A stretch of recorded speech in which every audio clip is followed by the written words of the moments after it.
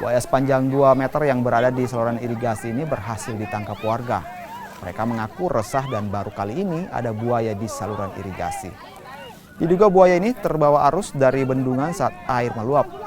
Usai menangkap buaya ini, warga kemudian melapor ke dinas terkait, namun petugas dari pemerintah kabupaten tak satupun yang datang untuk mengevakuasi buaya tersebut, sehingga warga kembali melepaskan buaya ini di saluran irigasi.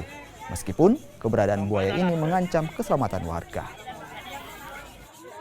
Awalnya tadi ini Pak, warga yang lewat ke sini kemudian lihat secara langsung itu buaya ada di saluran irigasi. Jadi secara spontan mereka itu menangkap itu buaya karena khawatirnya ada kejadian-kejadian yang tidak diinginkan, apalagi saluran irigasi ini biasa ditempati anak-anak berenang. Setelah dilakukan penangkapan, lama sekali di atas, kemudian diikat kemudian kita selaku pemerintah desa menghubungi pemerintah kecamatan untuk koordinasi kabupaten, bagaimana tindak lanjutnya ini buaya.